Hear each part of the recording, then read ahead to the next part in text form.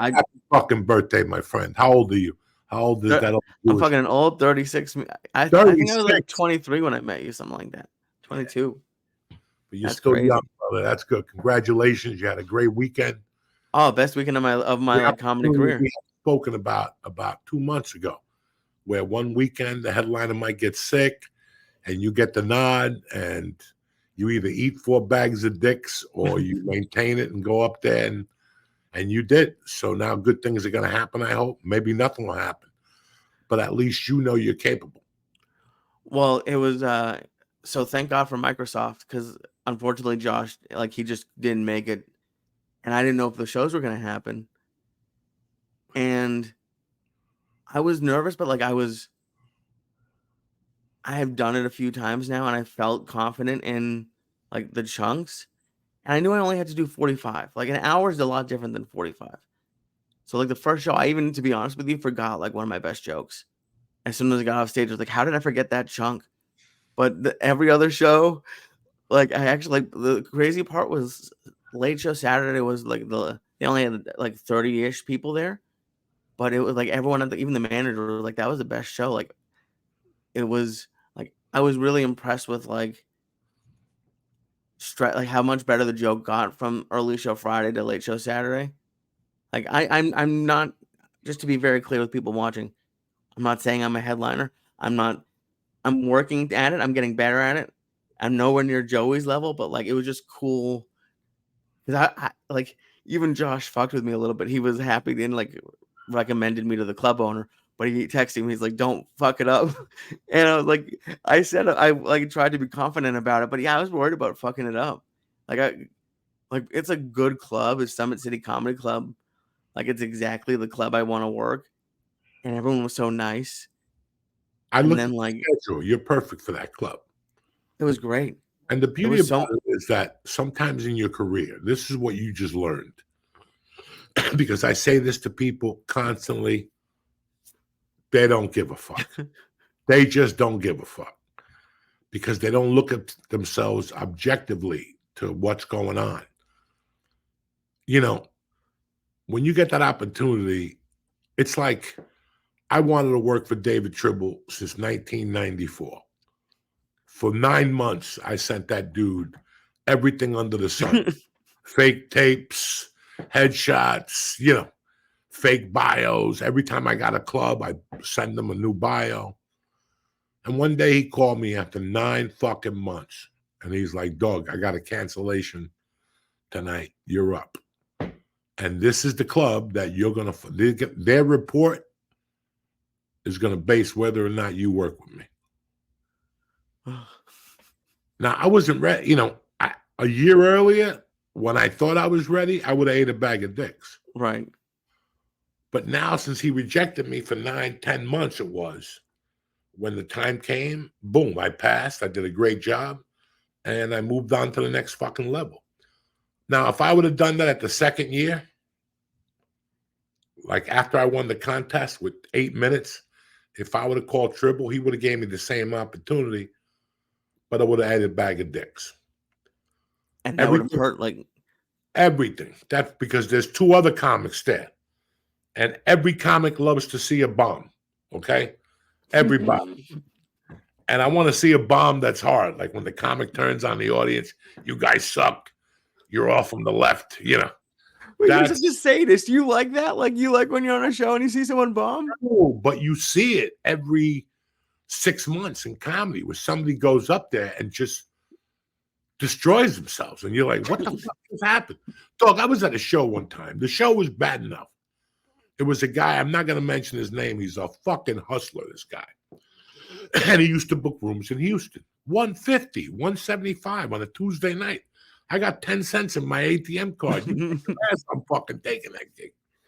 This gig, there was a door where people walked in. Oh, yeah.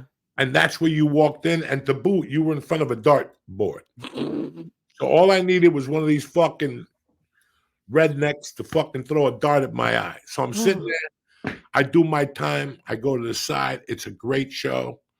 Like, me and somebody else went up. And then this guy went up that booked it.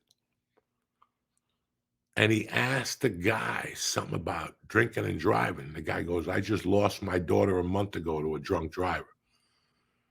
Right there, I would have fell to pieces. I would have just moved on. This motherfucker started asking the guy questions. How did she die? Who was in the car with her?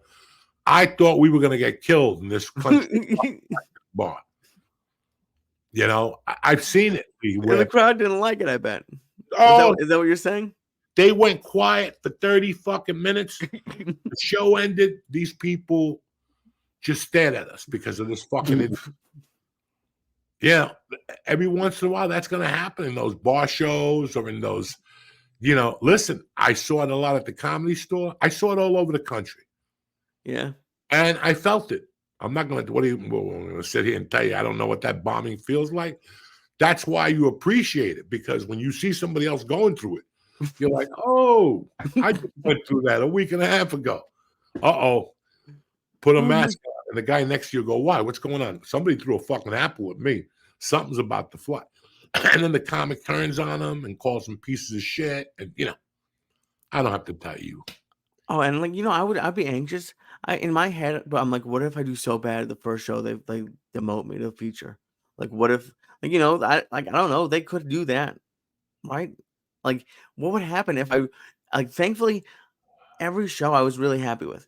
Listen, if I go ahead. I'm sorry. I'm just gonna say, like, if I had bombed, maybe they'd give me early Friday. If I bombed both Friday, would they make a change? Let's say you made your first show Friday and it was iffy. You just Okay. made the headlining. And then you come back Friday night, you destroy. You're good. Okay. If people are iffy the first show and then you get into an argument with the second show, you drop that and you go back and forth. Yeah, the next morning you're going to get a call. Listen, we're going to move you to the fucking doorman tomorrow. And how do I know this? Because I had a friend in Denver, an open mic friend, and he ended up going to Florida when I was in Seattle. And he was god awful. He never had a chance. You know, it was just mental health there. And he signed up for the Coconuts tour. This is like the fucking D room of comedy. Oh no. At the time, no disrespect. I don't even know if they're open anymore. There was like 8 of them. And the host had to seat people. Oh yeah. Okay. The host had to seat people. He got the job to headline on Thursday. By Friday, demoted him to feature. And by Saturday, demoted him to co-MC. He called me up. He's like, I don't know what I should do. If I should fight with the guy, I go, listen, just get in the car and go home. What would he fight about? He thought He's like, no, I'm doing better. He thought he was Dave Chappelle at the time. Oh no. He was a young guy that was good looking. He had a good rap, but he was a moron in life. Like, he was really college educated in finance. Mm-hmm. He got hooked up with an older woman, and she was just taking care of him. She bought him a fucking Corvette. The whole thing. This was the only guy that ever pulled up at an open mic in a Corvette. Yeah, of course. And I remember making a mistake with him. I got in the car with him before a gig in Greeley. And he goes, listen, when I drive on these gigs, I don't listen to music. I listen to comebacks from hecklers.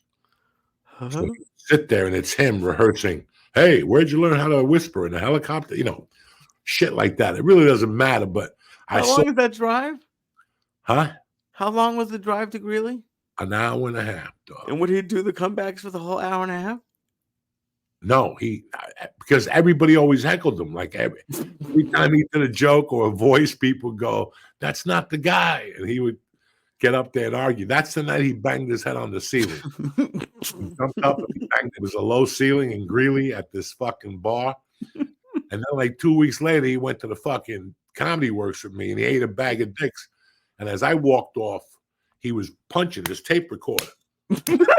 What's the matter? And he goes, this thing won't record the laughter. That's when I knew this guy, all he needed was a straight jacket. Like if I dialed 911, I knew somebody was going to come get him. They would go, we finally got him. Call Crime Stoppers for reward. He was out there. He was out there. His promo, Lee, was the best you ever saw. He was an open micer, and he had a 3-page booklet. About himself? Yeah. So this was like the cover. You opened it up. And in here was like a CD and a VHS. In here was a bio, and in here were all the characters he did. with different headshots and shit. No. It's mental health time. Did he have like a phone number for his agent, but it was just his phone number? Yeah, and he played the Chinese guy that answered the phone or some shit. It was, and I hope you think I'm kidding you. I'm not kidding you, man. We all come from a dysfunctional comedy scene. Denver at the time there was a guy that would get out of jail and come to the open mic and get put back in jail. There was another guy who smoked crack and stole jokes, and they finally banned him from the Denver scene. Yeah, the comedy. If you think about it, like open mics are like you could go and just watch it as reality TV. Like you would see like people you see, because the only reason you couldn't shoot an open mic show is like people would feel bad. Like there's some stuff like you can't, like no one would sign up to be shown on TV like that.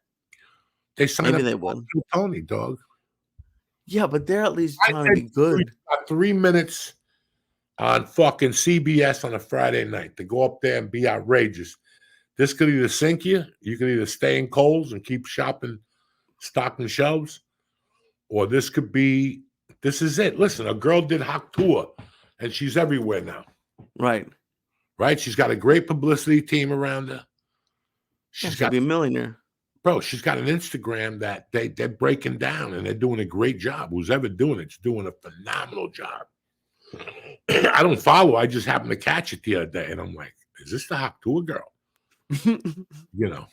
That's so crazy. Like that's where social media has gotten. But you're right. Listen, man, I always said when I didn't listen, I'm not gonna lie to you. The best open mics I ever went to. Denver was a great open mic, but it was too uptight. There were a lot of pros in the show. Okay. Seattle had a mixture, and that was a trip. The first 6 motherfuckers were a trip. The guy who came up with the handcuff, the guy who did impersonations of a door, they're a trip. Those guys are on their own planet. You wave, you nod, you smile, and you keep walking. And if you do hug them, search them for weapons, just in case. They have them. Fucking, but the open mic where I really understood what open mics and what the allure was Houston. In the early 2000s, late 90s, Monday night at the Laugh Stop, 5 hours of open mic. So 7 to 8 were like real open micers. 8 to 10 were fucking Dave Attell would stay. Anybody who was in the area would fly up to Houston. So if you did Austin or Dallas the week before, you went Monday night to Houston to flaunt your shit, Jack. You're in costume. You got to go up there and represent. But after 9, it was a train wreck. 10 o'clock, it was a train wreck. And they would stay open till 1 or 2. And it was interesting to watch. I sat there a few nights and said, let me watch this. And it was people with a dream. They were just happy to be there. There being pros there and them coming up after the pros, it gives you confidence, but it takes away your confidence. But at the same time, it was like 5 minutes or 7 minutes. And it was great to watch. I love it. You want to learn about comedy? Yeah, you go see Dave Chappelle. You go see Shane Gillis, but you also go see an open mic on Tuesday nights in a neighborhood bar. And you're going to learn more about comedy. You're going to respect Shane Gillis more and Dave Chappelle more, but at the same time, you're going to respect that guy on stage more. And there are great open mics to go to. Like one of the best open mics I went to was in Bakersfield, California, because I love, it's my favorite. It sounds bad, but in remote places where there's not a lot of other entertainment options, those shows, and even though those open mics, people go to. There's a fucking great open mic in Saratoga every Friday night that I go to after the show. And yeah, and it's full, and let's say it shows you how much an audience matters. $10 tickets. They're going to go. Oh, they don't have to work on Saturday morning. I told you one of the best dirty shows I went to was midnight in Buffalo at the Funny Bone up there. It was 11 o'clock show. Packed, sold out every week before the headliner. People like those. $10. You don't know what you're going to get. It's a surprise. I might get a guy with a flute. I might get a chick who blows firecrackers out of her ass. I don't know what I'm going to bump into. And that's the allure. Yeah, it shows how important it is that they're there, because like even those shows, if there's people there, it makes such a difference, because open mics are usually very sad. There's like 6 comics looking at their phones, and it's just, I don't know. Well, I'll tell you what I do know. A lot of comics are rewriting their act right now because Biden's out. All those political motherfuckers are rewriting jokes, black jokes, Kamala Harris jokes, whatever the fuck is going on there. I'm not happy. I'm not involved in that shit. Would you have talked about that on what? stage? Would you have talked about that on stage? No, I don't give a fuck because I'd be lying to the audience. It's not what I think about during the day. Okay. I think about crazy shit. I don't think about, Biden. All I know is I got to get up every morning and give it 100% for the last 80 fucking years, and I'm 61. So I've been kicking it since the womb, So it didn't matter who was president. I suffered. I fucking was broke. I was poor. I went to prison. What do you think? I don't even know who was president when I went to prison. You think it was his fault and shit because of a Democratic fucking judge or whatever? So to me, it doesn't even matter. After I got the felony, they're like, you don't have to vote no more. I was like, what? Not like I ever voted before. I gave my name to a few people, and they did what they did with it. I don't know who they voted for, if it was right or wrong. That's their business. You come to me now and go, but you voted in 82. That wasn't me. I lived up there in North Ferry. They do the voting. I just fucking give the name and get a free sandwich or some shit. Hysterical. It's the truth. The fucking truth. What else? Why are you sitting there staring at me? You didn't even take edibles tonight. What do you mean I didn't take edibles? Like 1,000 fucking milligrams of these new edibles. Nothing happened, so I took another 300 of some different ones. Well, stop taking 1,000 milligrams. But why? I'm fine. Because then I'm in training, cocksucker. For what? You always say training. Because Hamas and the Jews have been going at it. Nobody's talking about it, so shit's going to escalate any day now. It kills me how there's a war. The Jews are fucking butchers, and all of a sudden now nobody says nothing. The chick is going to be president. Nobody gives a fuck about Hamas, Palestine. Ukraine, they're over there fighting with one arm. They got one arm, and they're down to bullets and shit over there. Yeah, but nobody. Sure, you do watch the news. They don't talk about it at all anymore. I don't watch a lot of news, but I'm just saying that I watch the news to see Jews bombing people, or that's what I want to see. That they brought food. They just took down the bridge. I know that they took down the U.S. humanitarian bridge. They're like, listen, we can't do this no more. But now Kamala Harris, so everybody's on Kamala Harris, and I don't think she's even going to run. I think they're going to throw a fucking billy goat at you later on. They're going to find like a nude picture of Kamala Harris, and then they're going to fucking, trust me, something's going to happen here. It's a crazy motherfucking world, Jack, and you're just a part of it. Let's get this cocksucker started. Greetings. It's Tuesday, the 23rd. The check-in is brought to you by, oh my God, Blue Chew. Listen, when things get floppy below the belt, you got to turn to Blue Chew. Blue Chew is the only online service that sends ED medicine straight to your door. No problems, no nothing. They got the same active ingredients as Viagra, Cialis, and Levitra. It's just going to cost a lot less. Everything is done online these days. So, and especially with Blue Chew, there's no awkward trip to the doctor. Just meet with one of their licensed medical providers online. And once you're approved, you'll get prescription in days. Listen, I'm 61 years old. I love my little Blue Chew. It comes in a little package. Your toes get a little jiggly. You know what I'm saying? You pop one of those. They taste great. And you can take them at day or night whenever you get a victim. You follow me? Now, Blue Chew wants the entire country rock hard. You understand me? That's a real American. They told me that's the mission. Everybody slinging dick. Everybody in the club. That's right.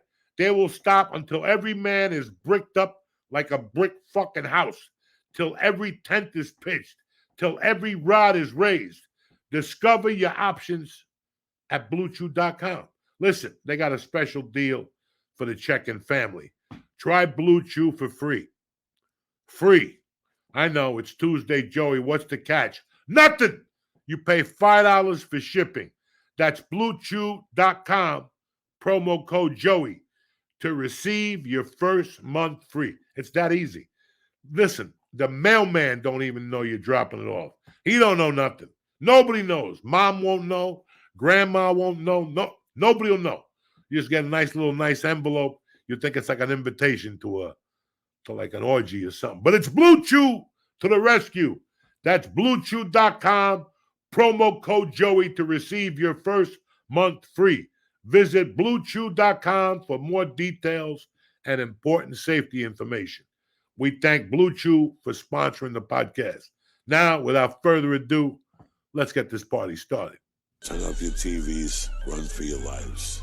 It's over. They didn't put you on this planet just to give up. If Uncle Joey could do it, I can rule the world. That's what you gotta be thinking. Welcome back to show!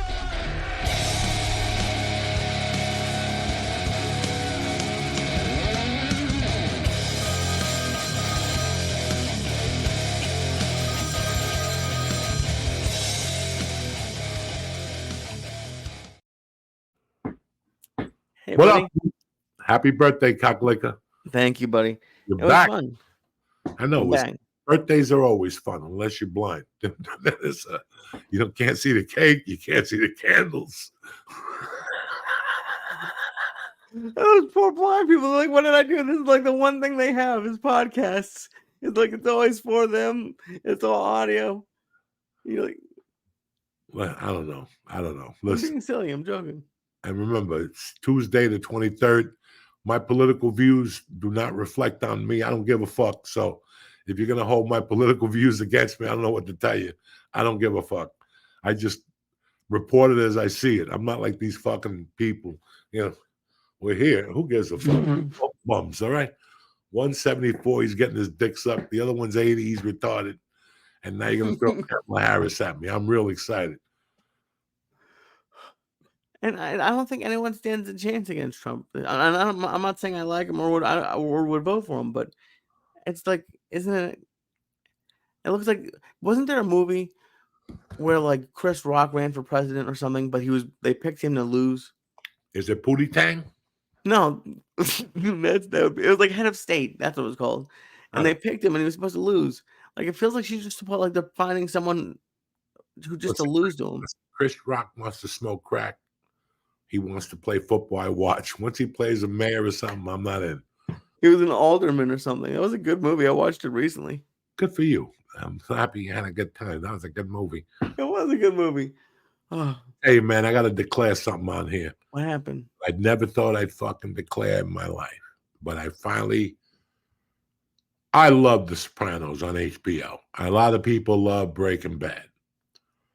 And when The Sopranos was hot, The Wire was running on HBO. And I had comedy. I couldn't focus on 18 different shows back then. It's like now you talk to people, and they're on episode 11, season 8. I don't have that type of time. I'm out there trying to get better as a comedian. So I overlooked. I watched a couple episodes of The Wire.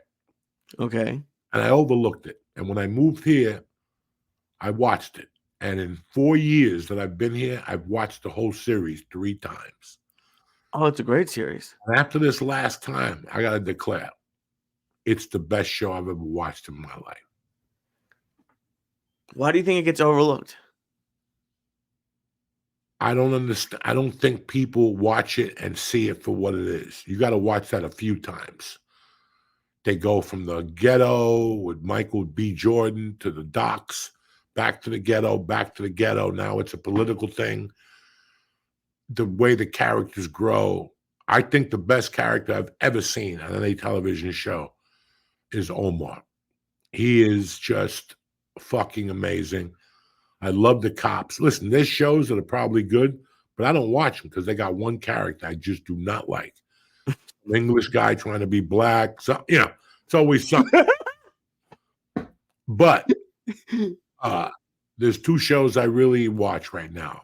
The Mayor of Kingstown. Okay, I haven't seen that one. Very fucking good. And The Wire. I've really been impressed with The Wire. You know, like the actors, the characters, where they went. Like there's a fucking homeless guy, Bubbles. I was gonna say he's one of the best characters of all time. Omar, you fall in love with. The lesbian cop that goes to have the kid with the cop, and then she doesn't want to have a kid. She wants to be a lieutenant. You know, there's just so many stories in this 4 years or 5 years. It's fucking amazing. Well, it's only 3 seasons, right? I don't know, 3 or 4 maybe. I don't know. I It's just short. know that it's brilliant. It makes my Yeah. heart beat when I watch it. It reminds me of so many things in my life, like how the one guy takes the other kid in and they live in a shitty apartment, but they sell crack to make a living. Just that camaraderie, you know, selling nickel bags on the street, that whole thing where you're hiding from the cops and the cops are trying to get you all day. I never had the ability to sell a nickel bag, but I was an interpreter. So I would fucking go down and interpret for the Cuban refugees, you know. There's just so many things that reminds me of who I was when I watched The Wire. Let's figure it out. I was a fucking thug, you know. So I didn't mind doing that shit. And then I took my show on the road. I took that fucking, you know, I went to San Francisco and mugged people. I went down to Aspen, you know. I wasn't just a fucking local headliner. Beef. I took my show on the road, Jack. Yeah, you had a full-on tour. Holy shit! So you connect like when you watch stuff like that? Like you do like feel like you felt like when you were doing? No, it just hits me. It just hits me differently. It's a struggle. The Sopranos is guys that got money shooting people. You know, this is a struggle. This shows a struggle of what a kid wakes up to in the ghetto every day. You know, you get mad because my mom didn't fucking heat up the French toast. These kids wake up to potato chips. Right. From the shelter the night before, you know, and it's just really interesting to watch. It reminds you of a lot of things, but hey, one man's chicken is another man's fucking gumbo. You know what I'm saying? I get it, but I haven't watched it. I saw it at first, and it seemed like more like a mini series. Like that's one. I was like, why haven't I seen it? But it's like short, and each season is like its own little thing, isn't it? Like they had some characters come over, but that second season was like with the boats, right? With the longshoremen, yeah. Yeah. And they still keep the investigation open, but they're looking at the longshoremen and somewhere it meets. Then they go back to season 1 on season 3. And then that's the only guys in problem. Prison, and it's just, you know, the city has 1,001 stories every day. I'm not going to spoil anything but there's a ending to the end of the first season that is jarring. Yeah. And like that's part of like that ending of that first season, if I remember it correctly, is like one of the saddest things I've been through on TV. And like I almost don't want to watch it. Or like I skipped it's just like I said, it takes you to a different place in your heart, in your mind. You know, listen, Sons of Anarchy had some great scenes in there. That was another one. Yeah, that's good. Was, you know, Jax, you know, and Tony Soprano, and then you had Breaking Bad. But then, you know, last week, President-elect Trump got shot. And the first meme I seen was Omar with the name of the podcast last week. If you're going to strike the king, you best not miss, whatever. Mm-hmm. That's something that he said in one of the fucking, and it's just tremendous. His scene in the courtroom. That guy was a great fucking actor. He was brilliant. And the thing that he hasn't been on TV in 20 years and he's dead and they made him a meme, whatever the fuck you call those things, a meme. I don't know what that is. Oh, meme. A meme, you know, whatever. Whatever the fuck these mooks call this shit. Okay, they made it. What was the meme? About fucking Omar with a shotgun saying, if you come at the king, you best not miss. Oh, okay. Yeah. Okay. Got it. That was 20 years ago. And the fact that he's dead and whatever, fucking brilliant, man. Fucking brilliant. I enjoyed the show a lot. And I wanted to, you know, I talked about it on Rogan. He said that it was Anthony Bourdain's favorite show. And he hadn't watched it yet. It's that fucking good, man. That's crazy. It's crazy when you revisit something and you find how good it is. Tonight, I had to run an errand before the podcast, and Led Zeppelin, the live album, came on, and A Whole Lot of Love came on, and it just took my breath away. I had to kick it up to 56. My eardrums were fucking bleeding. And I'm like, this will never happen again. This is just so good. I love when I revisit something and I go, holy fuck, I forgot how good this was, you know? And did you, like, when did that first come out? That What? album? The album you just listened to? 75, 76. Okay, so that's like 40-something years ago. Were you like that emotional about the music back then, or is it like more emotional now? I think I heard Led Zeppelin first, like the album, like 2 and then 4, and then, you know. And then once I started getting into Led Zeppelin, somebody lent me the live album. And I always hated live music because it didn't sound like the album. It drove me crazy back then. But I didn't know music. I didn't know art. I didn't know that it could go anywhere. And once you listen, and I'll tell you what, if there was a show that used to be called, it was on WNEW on Sunday night, the King Biscuit Flour Hour. Okay. It was just an old guy talking about music. In fact, I met him years later in Hollywood. Oh, snap. He lived in Studio City. The guy used to go to Marie E.T. And he was the host of it or something? Yeah, he was old now. And he said that he interviewed Jimmy Page the week they were in New York. And I'll never forget Jimmy Page saying that on the second night of the shows, they would do 5 nights, that Jimmy Page did everything but give the guitar head. So I never forgot that. And when I got an opportunity to listen to it, I listened to it with a little open. It wasn't me. I was like, it's too out there. Now I think it's one of the greatest albums ever made because it shows Zeppelin's versatility in 75. They only played, I don't know how many songs, but each song was 40 minutes, 30 minutes, 20 minutes. You're like, what the fuck? And they improvised. And I always love to improvise somewhere in the middle of stand-up because once you got them, if you go out there improvising, it's something different. But if you go out there fucking killing and then you switch it to improvising, it's a great night for everybody. So here's the only thing that I did okay, like trying to do something about Fort Wayne, but like the jokes I had before that were like, should I do jokes before the jokes about the city? Jokes about the city. Yeah, like I try to always talk about the town a little bit. Like No, you want to talk about the town first. When you go up there. So I am doing that, and it goes okay sometimes, but it's not as good as my jokes. No. But at least they know you're paying attention. It's great to be to this town. I love Fort Wayne. I love the black guy that stands in front of the gas station with the ukulele. Bam! You got him. You got him. That's it. Love that. Can I get away with saying that? Whatever. Everybody else sees it and they don't say it because they live in the town. Right. Okay. A comedian, a Jewish comedian, to come from out of town to say, why is that Indian standing in front of a gas station all day with a fucking cigar? Bam. It's weird. I never talk about being Jewish. I'm always a little bit worried. Nah. And people haven't been mean, but they have pulled back when I mention it. Why tell them what they know? Tell them something you don't know. Right. Something I don't know about you. And then if you want to visit the Jews and Hamas, you can do whatever the fuck you want. I don't give a shit about that. It's but if you go out there and throw your nationality out. If I'm Chinese and I go out there and talking about being Chinese, there's no fucking surprise here. I know you're fucking Chinese or one of those knees. Japanese, Korean, you're one of those motherfuckers. Filipino, well, you don't got a suntan. That's why I like Filipinos, because you know exactly what they are.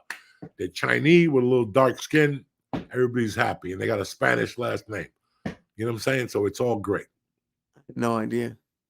Yeah, a lot of Filipinos have Spanish last name. But with the pilot to Bombardier. Pilot to Bombardier. But I don't think you have a train track near your house. You don't think I have a what? Do you have a train track near? I don't remember being there. Look, I got deer outside my window. I got a raccoon. His name is Rocky. Yeah, I got problems. I ain't got no trains around here. They're like, okay. Wait, that's you. That was not me. Okay, who knows? Who gives a fuck about a train? Why you got to cut me off for, cocksucker? I'm sorry. I thought you were playing the harmonica. I didn't know what was going on over there. But yeah, you relate. And listen, people don't know this a lot. And some people don't do it well. No? You really have to put a weird twist on it. And it's a 50-50. If you open it and it goes down, ooh, Lordy. So those are the chances you take. So what happens if a guy's never going to throw one punch? Right? You figure he's going to do a 1-2 on you. So he hits you with the jab, and you might not see that or block it, but then you get to block the second one. Before you crack a joke like that out, you better have, I wouldn't do it because I don't give a fuck, but you better have an emergency joke if your skin is not thick yet. Right. Because my skin's thick. I go up there, crack the joke, and if they look at me, go, all right, it didn't work. Fuck. All right? It didn't work. Fucking deal. You people do everything perfect. I just got here an hour ago. At least I tried.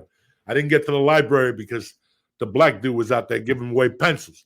This is what I'm trying to see, and you just run with it. And you don't know where it takes you.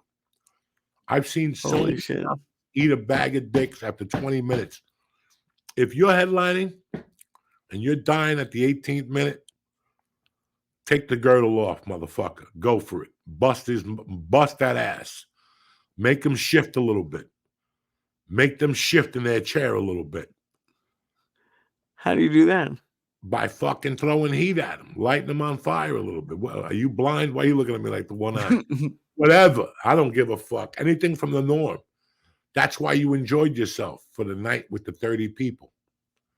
Right. 30 people is a beautiful number because at the end of the day, the biggest audience and average you play for is 30 to 40 people. If you write the numbers down every night, right? You go to an open mic, there's 18 people. Right. You open up for Josh, there's 180. Big fucking difference. That number's going to go down. And then, but you'll notice you're about 30 to 40 people a night. That would be great. I hope if you come, I just want people to know I do the podcast but like I actually am a pretty good comedian. I'm working really hard. Brother, but let me say, 3 people from my Patreon reached out. Really? One guy sent me a Facebook message that he drove 3 hours to see you. No, I wish you told me. You got people that are in your corner. That's awesome. I appreciate all of them. And you're not there showing me a gold watch. You're not there flying on a private jet. You're not there trying to be something you're not. Just trying to be a headliner. And people know this, Lee. Your honesty, people know this. And here's the gift. You said you had it was so funny when you said it. I was kind of high. You told me that there was 30 people and you had a great show. Like I say, yeah. You average your best. When I got to the store, Doug, 40 people was Thursday night. Tuesday, Wednesday were 28, 14. By the time I got on, I would just need 3 people to go on to get paid. To get a $15 check, I would need 3 people to sit in the audience. Even if it was a comic, I would drag them in. Those are the nights I learned the most, Lee. I didn't learn the most by killing every night in the fucking theater or killing every night in the comedy club. I was doing comedy in the early mid-2000s. It wasn't like now. There was not a big boom on comedy then. The Comedy Store was not popular. We were number 3 on the charts. Of all the comedy clubs? Wow. Yeah, people go to the Improv first. Then they go to Sunset, the Laugh Factory. Only people who were comedy enthusiasts in those days would come to the Comedy Store. But I still remember going to Houston and doing a show for 30 people and him saying, this is great. And then a year later, a buddy of mine went down there from the store. And Thursday night, he had a light audience. There was a basketball game or something. And this kid got a standing ovation with like 38 people. And he goes, I've only seen you 2 guys do that. I go, now you see the magic of the Comedy Store. In those days, 20 people were a fucking party. Oh, yeah. So 60, 80 people, forget about it. I'm at the 4th wall with a ukulele. You know what I'm saying? Right, absolutely.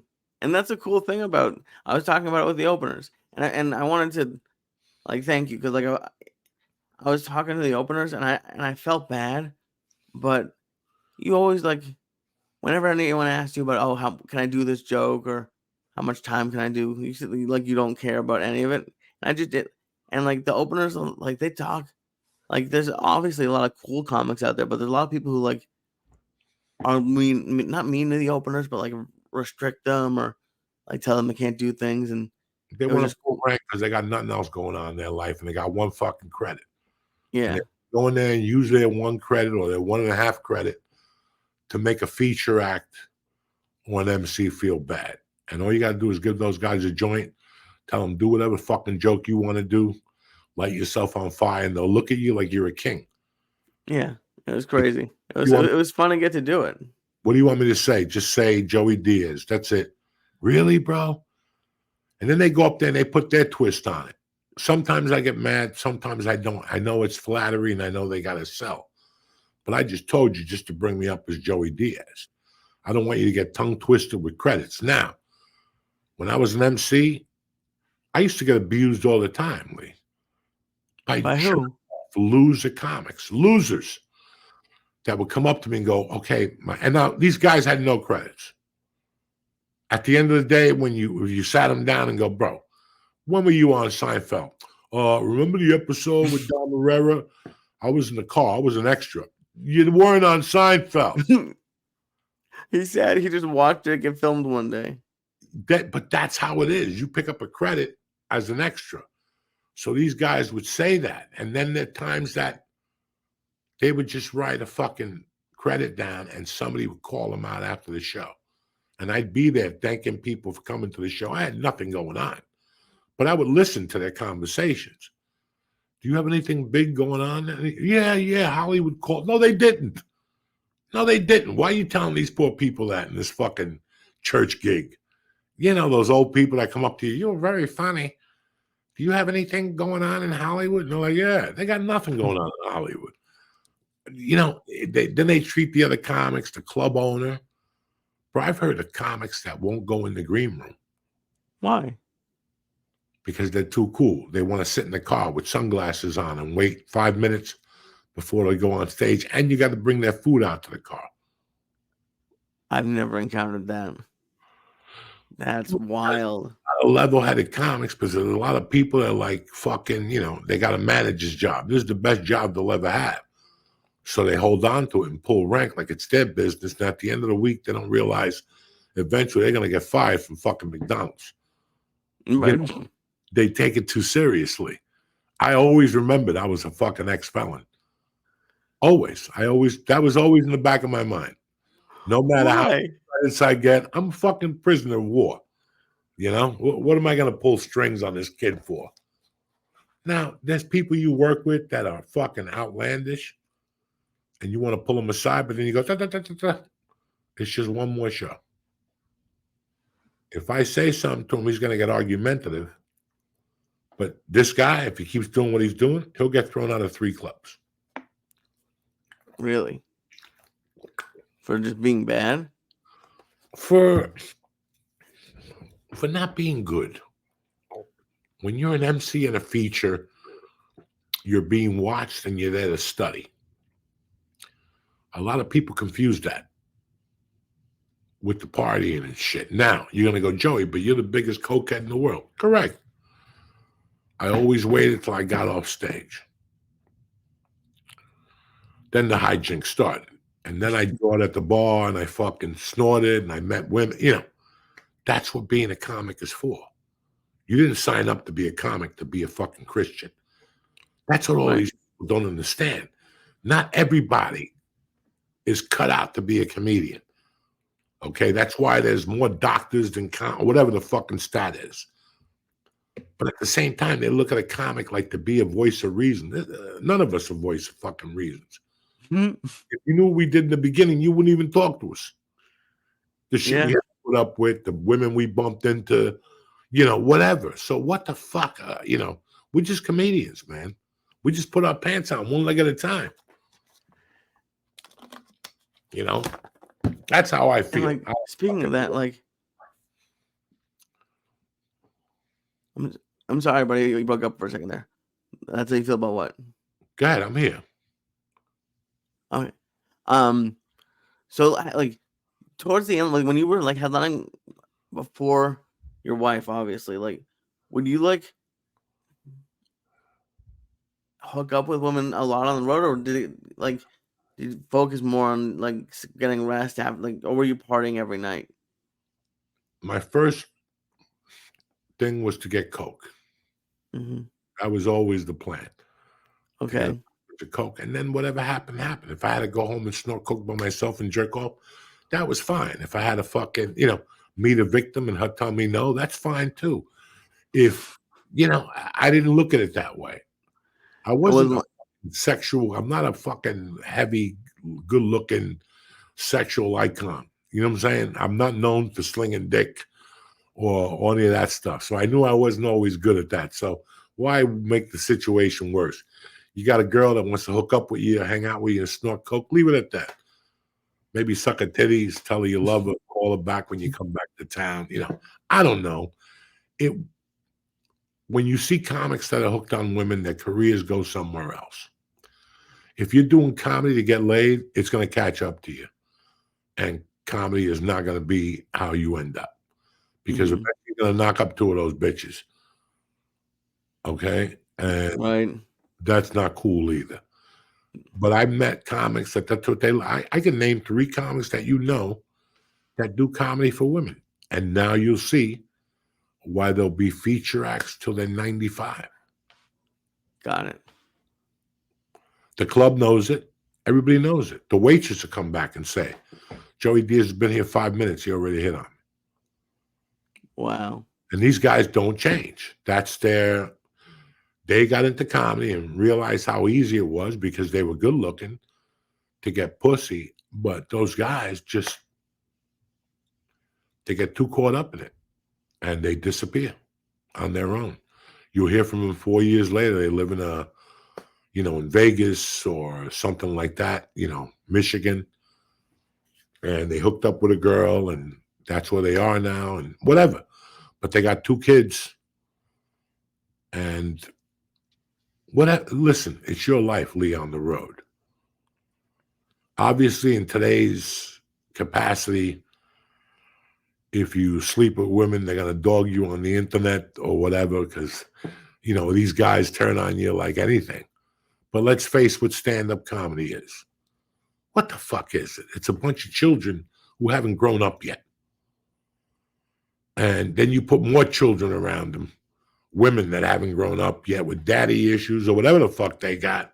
And what do you think's going to happen? Right. Not good things. I remember sitting with you one night outside my apartment. We sat out there for like 2 hours just talking about my early beginning in comedy, what I had going on those first 4 years till Boulder. It was sickening. When I think about it today, it makes me sick. Those first year and a half on the triple runs, they just disappoint me. The road, the people I met, the women I met, you didn't even have to work for it, pretty much. And you would meet them at the shows? Yeah, I still remember the girl coming up to me at the show, good looking, and going, "Are you staying at the hotel tonight?" I'm like, "Yeah." She goes, "Do you have an extra bed I'd like to share with you?" Yeah.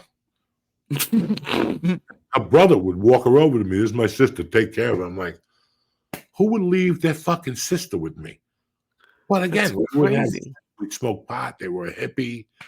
They knew another girl who was going to bring pot over. Listen, man, like I said, when you choose the path of comedy, it's a different world.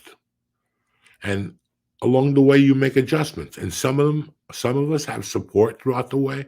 Some of us have a girl we hook up with when we come home. That's not going to be enough support, When you have somebody in your corner, you start to see life for what it is. And you'll see that there's struggles on the road and you have to do your time, be nice to the wait staff, tip them, bring them gifts, go to their hotel room, order any food you want. Because once a girl says she's in your room, Lee, there's nothing you can do. Right. If you're married or you have a girlfriend, anything ever happens and that girl says she was in your room, I can't say nothing to my wife. Right, of course now, yeah. Listen, man, I was in comedy from 91 to 2000 before I met my wife. That was 9 years. I don't know the amount of women. I don't know the amount of drugs I did before I met her. I had a steady girlfriend for 4 years out of those 9 years. So for 5 years, I was single. So think about it. A lot happened. Some of it I'm happy about. And it was my life everywhere. Like I had the problems with John and my ex-wife. I was shoplifting espresso machines. I was fucking, it was a 9-year experience that I think I'll write another book and just put those 9 years before I got to LA. But once I met my wife, it was the weirdest thing because I had just dated a girl till about April. Not dated her. It was just me and her were doing whatever we could. And then one day I said, I can't do this again. I'm home now. I've been on the road for 2 years. I got a great 45 minutes. It's time to take this. And I remember meeting my wife. And then I was with her or I was always with Ralphie. That's who I was with. I was either one of those guys. I was over at Ralphie's, over at my wife's house, or at the Comedy Store. And then you got to remember, I moved in with my wife 4 months after I met her, pretty much. I don't know what, when people look at that, that's why people could do whatever the fuck they want. I never wanted to break my wife's heart because she was very sweet and very nice. And at one point in the relationship, some girl at the store, a waitress, said that she was there one night when I hooked up with a girl. And my wife was like, you're lying. Because I was here that night and he went home with me. We went food shopping. So it just, after I met Terry, it was like everything else was, I couldn't do anything at the store because she worked there. Right. I'm at the store. I didn't want him back. The worst thing for a woman is for another woman to come up to her and say, hey, this is what's going on. And he did it right here. Right. So you never do that to her, yeah. Whatever. It wasn't worth it to me. What she was offering me at the time, I was 37. She was 30. I had everything I wanted with her. So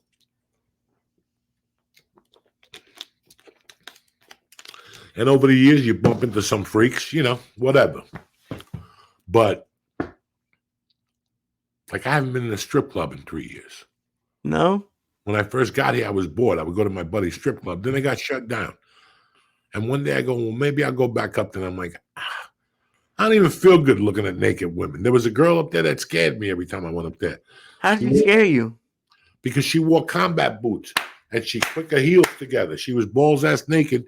She weighed like 80 pounds, but she had a lot of fucking muscle in those bones.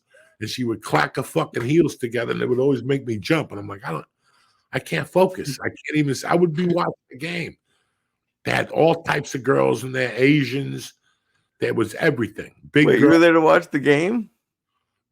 I would go up there I would bet a game, like a basketball game, $25, and I would go up there and watch the last quarter. I would talk to my buddy, and I would look at some young pussy. Why not? What am I, a fucking... I was going to say, this doesn't make sense. I looked at them interacting, which was even better. And I looked at guys. I love seeing guys in the strip club. Oh, yeah. Guys that are too cool. And they don't want nothing. We don't want nothing. We're here to discuss business. And 10 minutes later, you see them going crazy once they get 3 drinks in them. I love all that shit. But the reason I like that club the most was because there were Cuban girls. There were a bunch of Cuban refugees. And I'd go in there and I'd give the girl like a $10 fucking singles, and she'd talk to me for 20 minutes about Cuba and what was going on there. Believe it or not. Believe it or not. In Spanish? Yeah, I would talk to her in Spanish. She was telling me that they would fly supplies to Cuba every Friday by Teterboro Airport. And that she could take me to Cuba. Her family could take me to Cuba. They live in Miami. Dog, it was on. I was thinking some fucking great thoughts, but then I was like, man, I get caught in Cuba with no protection. I go to jail for 30 years. Nobody can say shit. Who's going to save me on the island? Steve McQueen is dead. You know what I'm saying? Jesus Christ. But real quick, we got a UFC this weekend. We got a great card. We're going to take a breather. I'm going to talk to you about DraftKings and the options they got and how much fun this weekend's going to be. And then we'll come back to wrap this motherfucker up I'll be back in 10 seconds. Yo, Uncle Joey here. I want to talk to you about something. Listen, July is ending with a bang. UFC 304 has not just one, but 2 titles on the line. We're talking about the welterweight and interim heavyweight title to round out the main card, but it's a stacked card of fights. You could jump in on the action with DraftKings Sportsbook, the official sports betting partner of the UFC. Speaking of stacked, if you're new to DraftKings, listen up. New customers bet $5 to get $150 in bonus bets instantly. And here's the beauty. Football season is around the corner. It's the 23rd, Jack. Football starts September 8th, but preseason, and you know us, we're savages. So download the DraftKings Sportsbook app right now and press in code Joey, Joey. That's code Joey for new customers to get $150 in bonus bets when you bet just $5. Only at DraftKings, where the crown is yours, all right? Remember, download the DraftKings Sportsbook app and use code Joey, Joey. And now, back to the podcast to see Lee pass out for a little while. Gambling problem? Call 1-800-GAMBLER. Or in West Virginia, visit 1-800-GAMBLER.net. In New York, call 877-8-HOPE-NY or text HOPE-NY 467-369. In Connecticut, help is available for problem gambling. Call 888-789-7777 or visit ccpg.org. Please play responsibly. On behalf of Boot Hill Casino and Resort in Kansas, 21 and over. Age varies by jurisdiction. Bonus bets expire 168 hours after issuance. Deposit and eligibility restrictions apply. See terms and responsible gaming resources at dkng.co/MMA.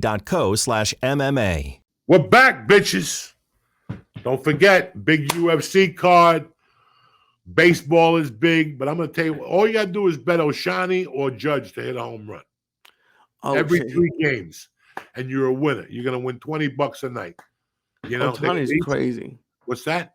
Ohtani's crazy. Bro, last night when it was Boston 3-0, my buddy called me. He was like, "Yeah, I'm watching the game. It's 3-0." I go, "Where they playing?" He goes, "LA." I go, "You know what? I don't trust Ohtani. He can hit you from anywhere." And then it was 3-2. And I said, "You know what? It's 5 runs.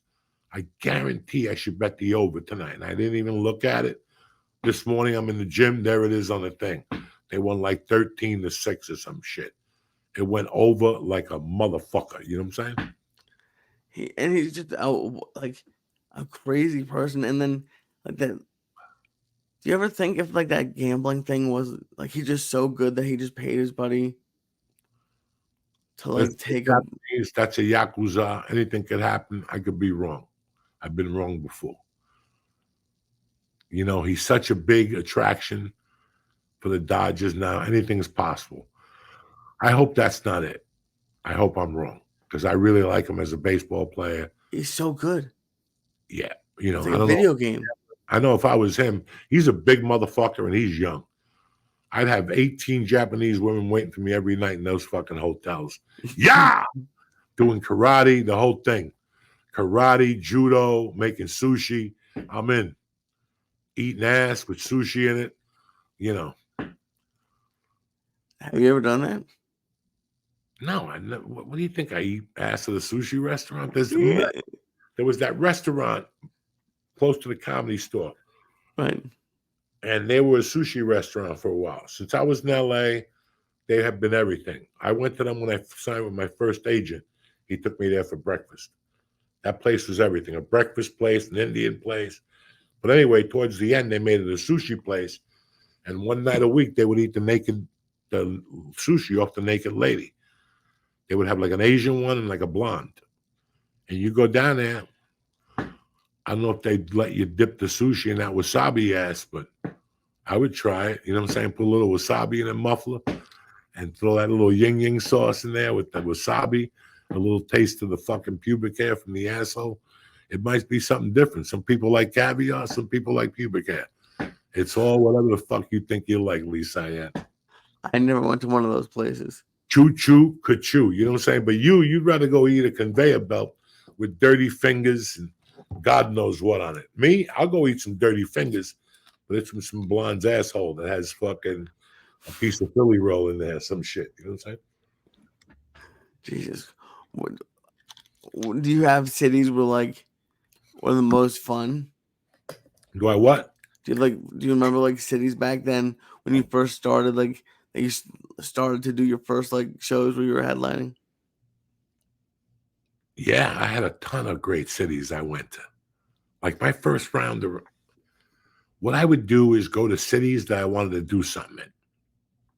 Okay. So the first city I really wanted to go to was Detroit because it was the murder capital. When I was younger, I wanted to go check it out, and I fell in love in Detroit. It was great. And then I ended up in a room in Baltimore. All right, for 2 Okay. weeks I shot. That club is long gone. And then those were my first two that stuck out. And then Tribble had some runs that obviously, you go back a second time with them, like 6 months. Every town, I'll never forget one thing about my early years of comedy. One thing I was really pleased with was I really liked the traveling and where I was going. I wasn't going to places that people spoke about. Those are my favorite places. And at the end of the day, those will always be your favorite places. Oh, they're the best. I don't know why. Because I always said to you that some of the best coke I got was in South Dakota.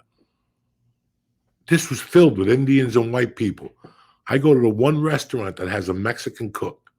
He comes out to mop the floor, and I go, bro, you got a cousin where I can get some shit from? Next thing you know, I'm at his house eating Mexican food, and his cousin's there weighing cocaine up for me in South Dakota in front of his sister, his wife, and I'm like, only I can bump into this. Now you're going, Joey, it's a drugstore. I used to go where Evel Knievel jumped. I would go there and eat lunch and watch where he jumped. how do you meet these people? I would go to Cleveland and go to the Rock and Roll Museum. I went to all those places just to go to those places where I wanted to go to. And then I went to places that I didn't know anything about, like places in Montana that till this day I'm happy I went there. I love that shit. The big cities, you go there once or twice. Everything you do, you're locked in with 20,000 other people. When you go to like Nebraska and Colleen takes you for lunch and you go to like a place that's 22 people in there and 8 of them know each other. And people are saying good morning to each other. And they give you a hearty meal with bread and salads. And it costs you $18. And you're like, wow, this is fucking great. And then you say to yourself, man, I could live here. Then you stay there the second night. And you see some of the more people in the town. And you're like, I don't think I'll move here. But I'll keep coming to town. There's a bunch of those places. And I still remember saying to myself, you meet all these people that try to be debonair and they talk about Europe, France, and Spain and Montego Bay, and they sound to be so cool. I think this is cooler. What I'm doing is a lot cooler. I'm meeting real people. Yeah, there's a lot of cool people. Like even like the people who work at the clubs. Like it being there the whole weekend, you get to to meet people and you meet. There's as crazy as the world's getting, there still are like a lot of cool people out there. It's I love small town mentality.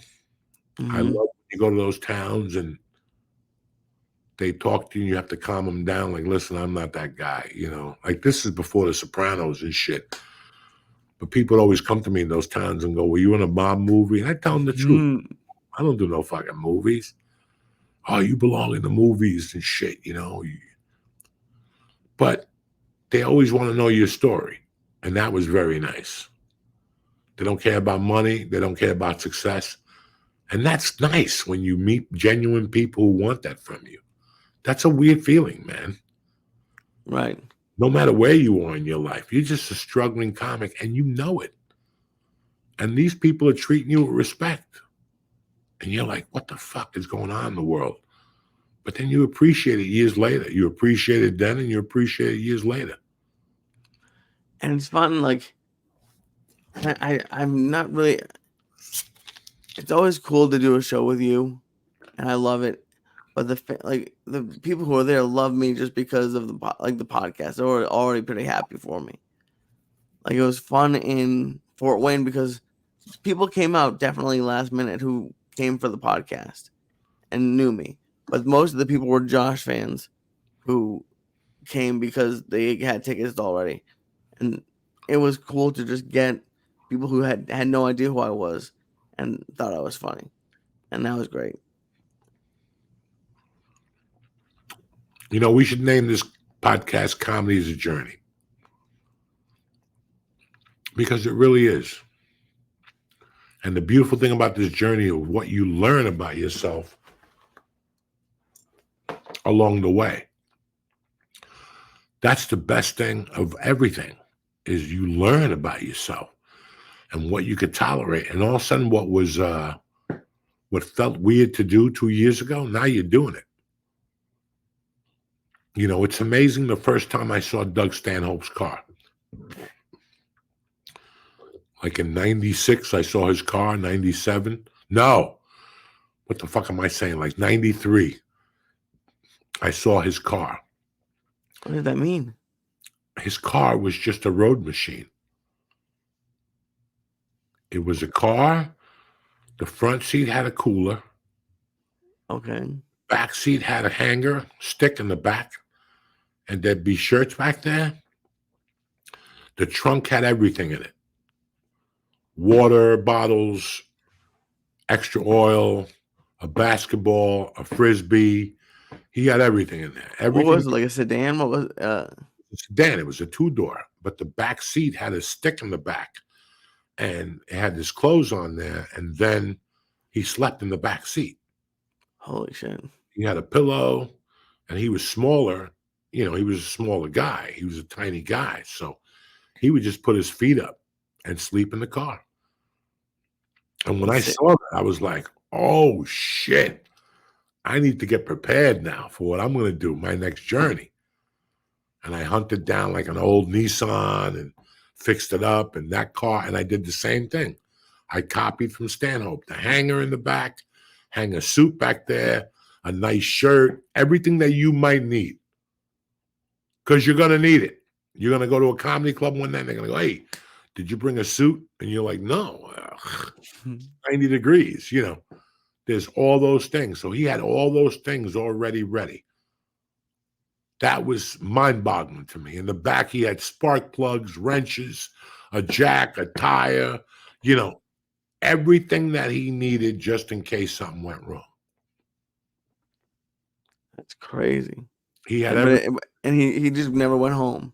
No. He was home. Most interesting thing was when he won San Francisco in 95. The night of the finals, somebody broke into his car and stole all his clothes. So he had to go to the fucking Goodwill and buy a suit, like a green suit, and he went up there and won. And that's what is that why he like wears the suits he wears now? It's like that suit. Yeah, he's a thrift store guy. He always has been. That's wild. That's like, and I love comedy, but I don't know if I could live in my like. There's a lot of comics I have a lot of respect for who do that. Brother, listen, we've discussed this. You're going to do this. I'm doing it. I'm just. There's going to be a night you're going to call me and go, there's no hotels. Oh, that's different. The guy, no. There's nights you're going to call me and go, dog, they want $180 for a hotel. All I need is a 3-hour nap. Oh, yeah, I'm definitely cheap. I would do that for sure. Over on the side behind the hotel, take a 3-hour nap, wake up, go to McDonald's. It's open 24 hours, get an Egg McMuffin, an orange, the coffee, and pew, you're out and fucking running, my friend. Oh yeah, it's gonna be. I like this part, but it is nerve wracking. But I'm excited. It's nerve wracking. It tests your wills. It really shows you, like, you think when I met people and I was doing comedy for 15 years, at least for me, 15 years, I had a movie. Okay. What does that mean? By 2006, I was in Spider-Man 2 and fucking The Longest Yard. So it wasn't a waste of 15 years. Got it.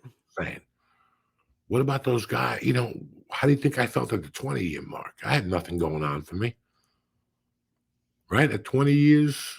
No, it was starting to. It took 20 years for the needle to start moving. And I see all these young comics now trying to do like videos and interviews and racial stuff, like to identify, they're never going to sell tickets that way. It's going to introduce you to an audience, but to really win over an audience, you have to give them a piece of yourself. And that's what's good in today's comedy world, that through podcast, people get to see you, you know, and they get to hear your opinions and how you speak and blah, blah, blah. So now people have an idea who they're going to see, you know, who they watch. 20 years ago, people went to a show. You probably had one YouTube tape on there. Right. You know?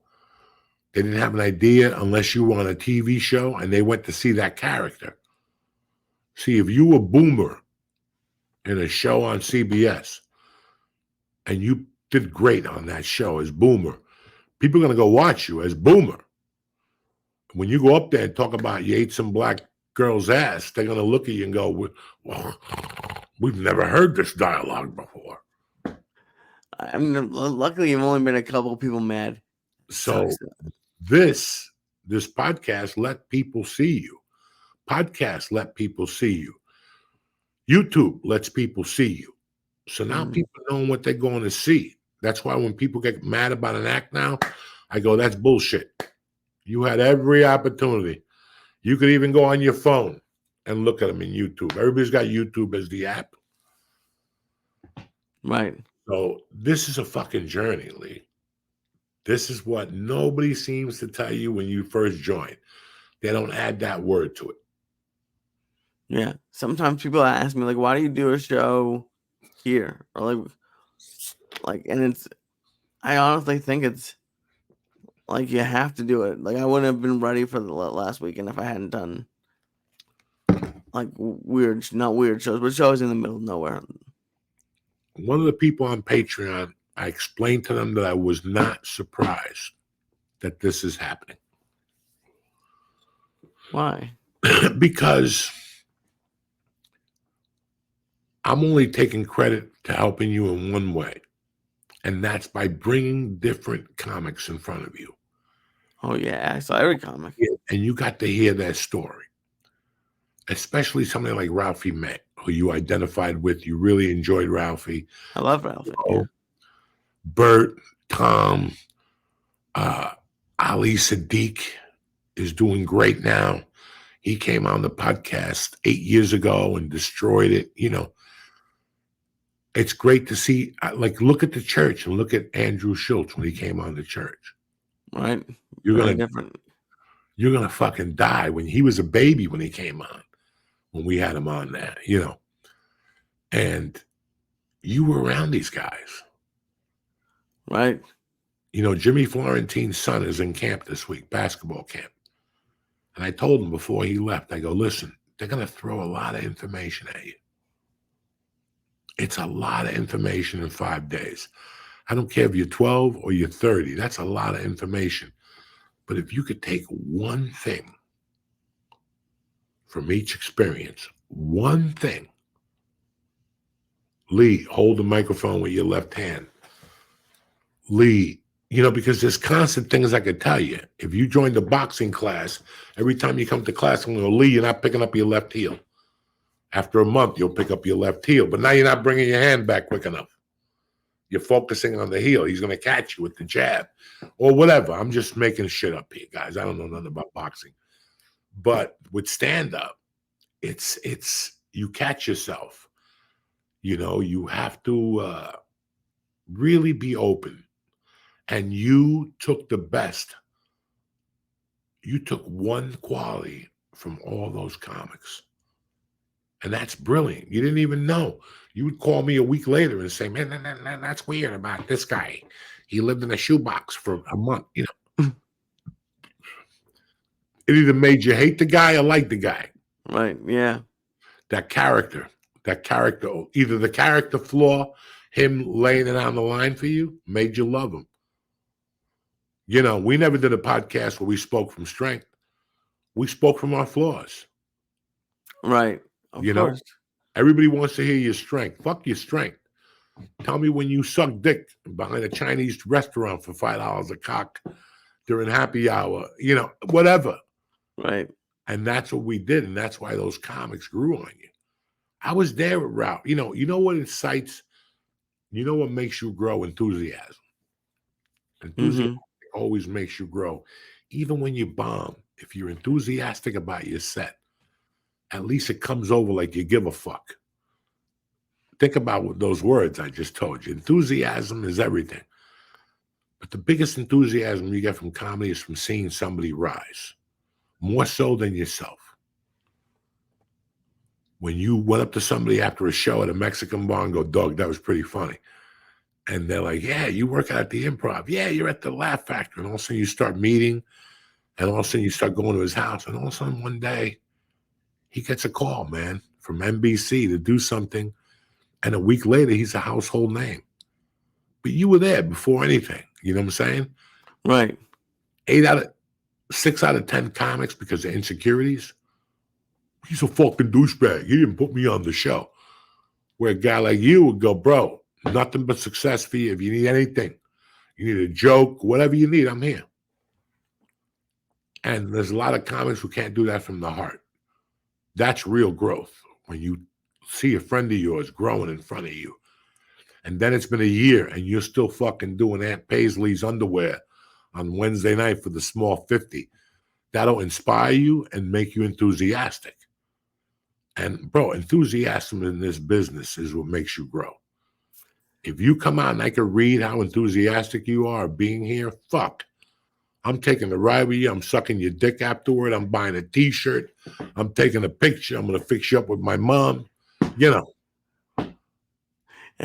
and I don't even have any merch or anything like that yet. But no. We're not talking about merch, Lee. Oh, I know. We're not being funny right now. We're not talking about merch or anything like that. We're just discussing the journey. We're discussing how people need to slow up. People see all these kids on Netflix and shit, and then you start questioning yourself. When is my ship coming in? Your ship's coming in. The same way it did for Lee when he was ready for it. Your ship's going to come in the day fucking Microsoft sells your fucking stuff to the Chinese. Josh can't get there. You get the nod and you perform. This is anxiety was right. I flew in the night before because I get so nervous flying in day of, and anxiety was right. It got me my fucking chance. It was awesome. Well, anxiety paid off. The early bird gets the worm.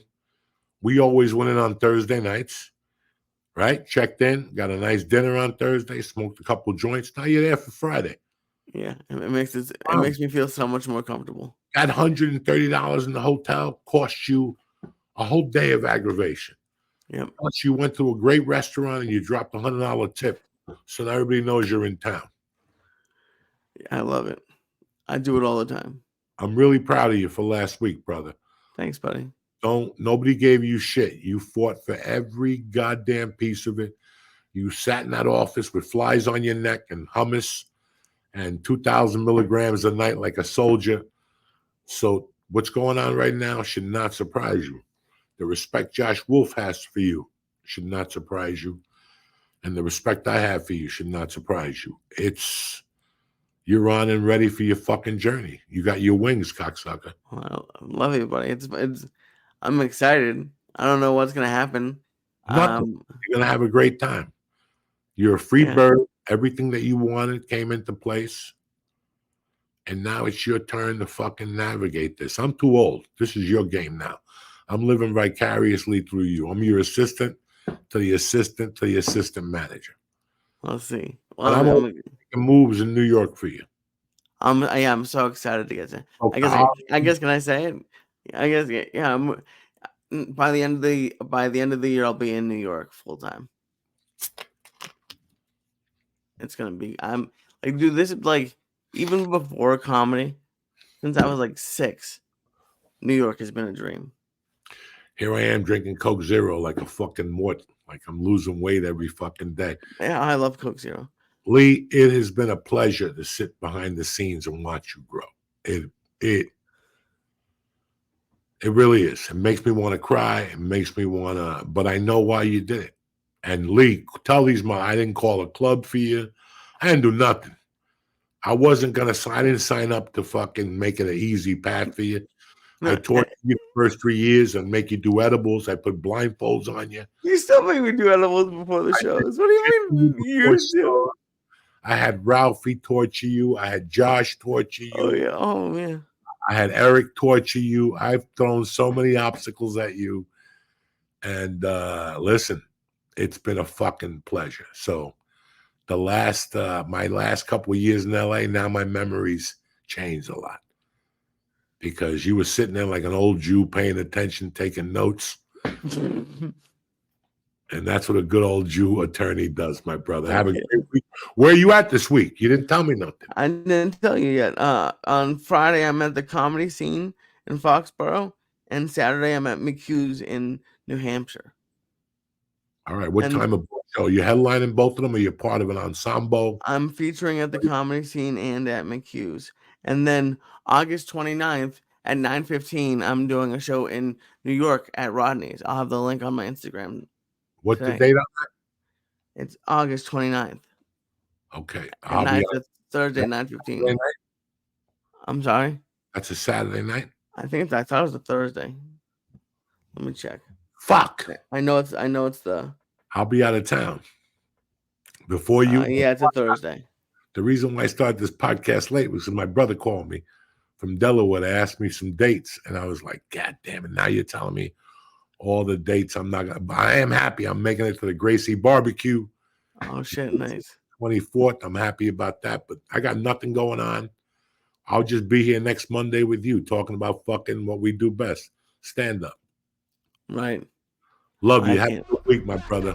Love you, buddy.